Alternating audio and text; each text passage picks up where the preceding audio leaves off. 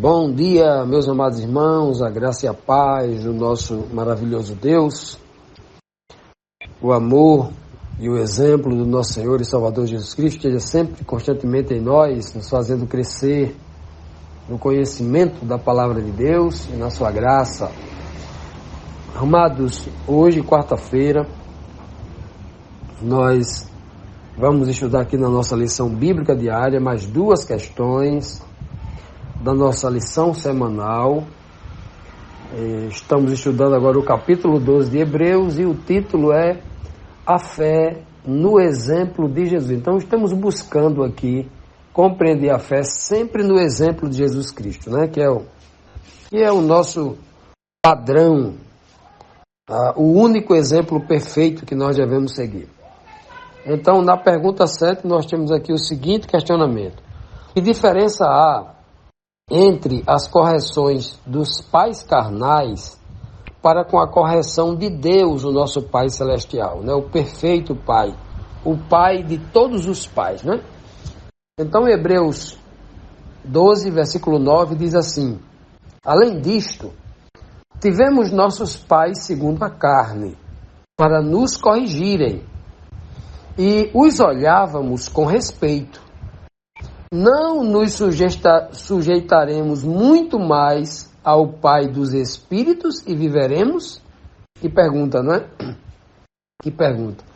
Só lembrando que ontem, né, nós recebemos uma palavra de exortação aqui no capítulo 12 de Hebreus, né? Primeiro, o apóstolo Paulo nos disse que nós somos filhos de Deus, porque quando nós aceitamos a sua disciplina, se a gente não aceitar a sua disciplina, nós não somos filhos, mas considerados bastardos, né? E aí, para esses filhos, todos nós, que recebemos a disciplina de Deus, devemos levantar nossas mãos cansadas e os nossos joelhos vacilantes ou desconjuntados, conforme algumas versões, né? Ou seja, quando a gente for corrigido por Deus, um pai de disciplina, corrige para o nosso bem, a gente não deve esmorecer, desistir, ficar chateado, ficar revoltado, porque é para o nosso bem, para o nosso crescimento, né? É por isso que no versículo 9, que nós acabamos de ler, o apóstolo Paulo nos exorta, né, nos admoesta o seguinte: olha, todos nós tivemos os nossos pais, obviamente, salvo algumas exceções, né, daqueles que são órfãos e tal, mas que teve alguém que educou ele, como se fosse pai, né? Então, nós tivemos nossos pais segundo a carne. Se nós estamos vivos, é porque nascemos de um homem e de uma mulher, né? Somos pais segundo a carne. E esses pais nos corrigiram. E nós sempre olhamos para ele com respeito. É o que está sendo dito aqui, que é uma verdade, né?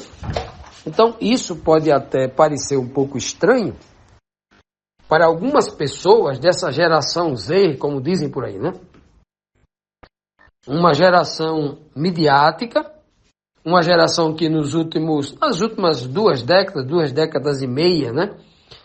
Está passando por grandes transformações culturais, devido à globalização, devido à chegada da internet, devido à aproximação de outras culturas. devido a uma série de planos políticos, de ideologias políticas para que esses homens políticos muito ricos e poderosos, né, dominem a massa que a cada dia é maior no mundo, né? Então tudo isso pode fazer com que as pessoas tenham dificuldade de compreender essa linguagem. Mas todo aquele que conhece a fé cristã, a cultura judaico-cristã, a pregação da palavra judaico-cristã, vai facilmente entender essa linguagem. Agora, se a pessoa está vivendo na geração Z, né? Z. Essa geração aí que não sabe mais nem quem é pai, né? Pai é qualquer um. Dois homens vivendo junto como se fosse um casal, são pais, né? Duas mulheres vivendo junto como um casal, são pais, né? Então, para essa geração, que assim tem uma série de ideologias que são contrários ao que a Bíblia ensina, por exemplo, né, há estratégias de governo em que o pai não pode repreender o filho. A mídia vem tratando isso durante muito tempo, que o pai não pode puxar a orelha de um filho, que o pai não pode pegar uma sandália e dar umas palmadinhas no filho. Até leis criaram para fazer com que o pai, obviamente tem que ter leis para o pai que abusa, né? Que espanca a criança, que vai deixar com trauma, que vai deixar marcas na criança, não é? Que nunca educa, só faz bater. Obviamente isso é um equívoco gravíssimo, né? Então, mas a correção, e obviamente não é só bater, correção se corrige com a boca, se corrige deixando a criança de castigo, privando a criança de algumas coisas que ela gosta. Tem muitas maneiras de se corrigir, não é batendo, não é espancando, né? Não é com a sandália, não é com o cipó. Estamos falando aqui numa linguagem bíblica de antigamente, né? Aquele que retém a vara de corrigir o filho e tal. Antigamente, vara, cipó, não, né? Então, olha só, eu, quando era criança, escutei uma grande animadora de televisão do horário nobre dizer: olha, meu pai é meu amigo, minha mãe é minha amiga, no sentido de coleguismo.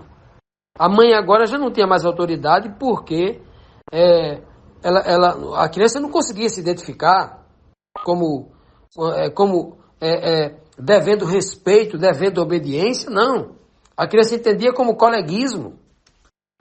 E aí nós temos uma geração fracassada de pais que dão tudo que os filhos, né, querem, tem dificuldade de dizer não para os filhos, e o mundo sempre dizendo não quando eles crescem, tudo traumatizado, homens fracos, que não resistem ao pecado, perderam a noção de obediência, né? Isso é um plano do diabo, obviamente, não pode ser diferente. Se o homem não obedece a Deus, não obedece ao pai, à mãe, não obedece às regras do professor na escola, não obedece a nada, ao chefe no trabalho, se ele não tem noção de obediência, como é que ele vai entender o que significa obediência na Bíblia para com Deus? Né? Ele vai olhar para Deus como um tirano, como alguém, né, alguém equivocado, porque certo é o pai dele, que é liberal, né, libertino, a mãe dele e tal. Então, para muita gente, nesta geração presente que vai ler isso aqui, vai ter um pouco de dificuldade de entender, principalmente o jovem que foi completamente alienado, não teve uma educação básica, né, sobre obediência, sobre dever de obedecer o pai e a mãe, né? Vai ter dificuldade de entender. Mas quem entende essa linguagem, quem conhece bem o mandamento honrar pai e mãe, obedecer a pai e mãe, né? Vai entender claramente seguir, né? Olha só, Paulo diz: nós tivemos nossos pais e obedecemos os nossos pais com respeito. Não era por medo, mas por respeito a gente obedecia o nosso pai, porque entendia que os nossos pais viviam, davam a vida para que a gente tivesse do bom e do melhor. Foi assim comigo e é assim com todo pai que tem uma família. Ele vive para os filhos. Se sacrifica dia e noite trabalhando, feito um louco, para não faltar nada para os filhos, porque eles amam os filhos. Meu pai foi assim, meus pais fizeram isso por mim, e eu tenho certeza que todo pai faz isso pelos filhos. Né? Os pais dele, dos meus avós, já fizeram isso pelos filhos. E é assim, é uma regra. Isso é natural. O pai que ama, ele faz isso. Agora, Paulo questiona aqui: porventura, se nós fizermos isso para o nosso Pai aqui da terra, né, nós não sujeitaremos muito mais ao nosso Pai celestial, o Pai dos Espíritos, o Deus da vida, o Deus que ama muito mais do que tudo, todos nós, O Deus que é o Todo-Poderoso? Olha que pergunta ele faz aqui. Ora, por que então que eu tenho dificuldade de aceitar a sua disciplina? Por que é que eu posso então questionar a sua disciplina? Se é uma disciplina mais justa, mais correta, mais moderada, perfeita, muito superior a qualquer disciplina que eu já tive do meu pai aqui na terra, a dele é perfeita, a de Deus. E é esse o apelo que Paulo está falando, para que pela fé nós aceitemos isso. Continuando, vamos aqui, amados, para o próximo questionamento, a pergunta 8 da nossa lição de hoje, que nos traz aqui mais um questionamento que diz assim: que dificuldade temos no primeiro momento só para aceitar a correção? E olha, meus amados, que isso é de todo homem. Todo ser humano. O homem pecador, ele já nasce tendo em si um orgulho, né? Algo assim terrível. Uma criança que é repreendida pelo pai não gosta. Uma criança de 5 anos, 6 anos, 7 anos, se você repreender uma criança, falar firme com ela, ela não gosta. Uma criança. O adulto, aí é que é terrível, né? Porque o adulto, ele já se julga adulto, já se julga experiente, né? Ele já tem um brio que ele aprende com o mundo, tem um brio assim que se inflama com tudo. Ele não gosta de ser repreendido. Isso é de todo ser humano. E é por isso que a pergunta que é muito importante, nós vamos tentar responder aqui. A Bíblia vai trazer uma mensagem sobre isso, né? Que dificuldade nós temos no primeiro momento para aceitar a correção. Né? Porque a correção ela é um pouco firme. A primeira correção é como, na cabeça do homem pecador, é como se ela fosse um acusador. Ela quisesse fazer mal a gente, quisesse nos condenar, né? E o homem sempre entende assim. E não é. Veja o que diz a Bíblia em Hebreus 12:11. Na verdade, nenhuma correção parece no primeiro momento, ser motivo de gozo. Quem é que gosta, né? No primeiro momento. Porém, de tristeza. Mas depois, produz um fruto pacífico de justiça nos que por ele têm sido exercitados. Que coisa linda, né? Que sabedoria. Isso realmente tem que vir de Deus, porque é algo muito sábio, porque isso é uma realidade na minha vida e eu tenho certeza que é uma realidade na vida de todo homem que já passou por essa experiência. Olhe, eu passei muito tempo no exército comandando homens. E eu já fiz duras repreensões a homem, porque no quartel tudo é muito exagerado, porque acima de tudo o homem está sendo testado para obedecer, né? Uma obediência militar, uma obediência muito mais rígida pela punição, pelo medo, diferente da obediência bíblica, que é por amor. E ali muitas vezes é o medo, é a ameaça, tem um regulamento, ou faz ou é preso, ou faz ou, né, ou paga as consequências. Então geralmente é pelo medo, né? Ensina o homem carnal aprende só pelo medo mesmo. O homem espiritual é por amor. Então veja só, nenhuma correção no primeiro momento ela parece boa. Olhe, eu digo com certeza que tanto eu fui repreendido na minha vida de algumas coisas. É verdade que algumas vezes eu fui repreendido sem merecer, não era culpado. Muitas vezes fui exagerado por pessoas que não eram sábias, mas tudo aquilo serviu. Tudo aquilo serviu para formar o caráter. Justamente porque quando eu fui repreendido sem merecer, eu aprendi que eu tenho que ter cuidado quando repreender alguém para não fazer essa injustiça, que aquela pessoa pode ficar com trauma, pode ficar magoada, pode inclusive ter uma visão negativa da minha pessoa, não é mesmo? Então tudo isso é sabedoria.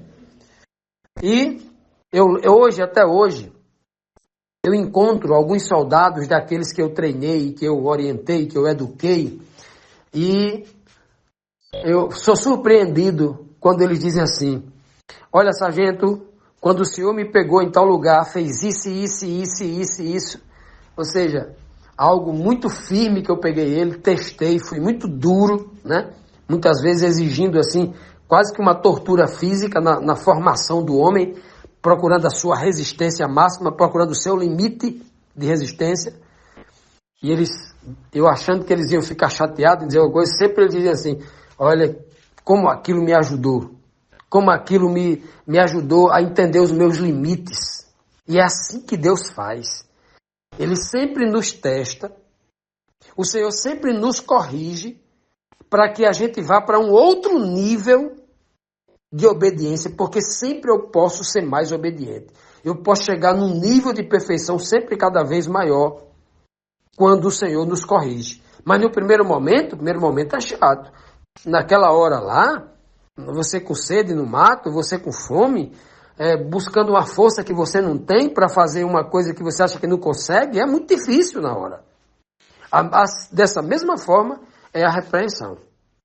Muitas vezes você pega alguém de surpresa e vai dizer assim, olha, meu irmão, meu amigo, a palavra de Deus, que vem de Deus, o Pai, a correção é dele, não é minha, está dizendo assim, e eu tenho percebido que o irmão tem ido em outra direção e o irmão está fazendo errado.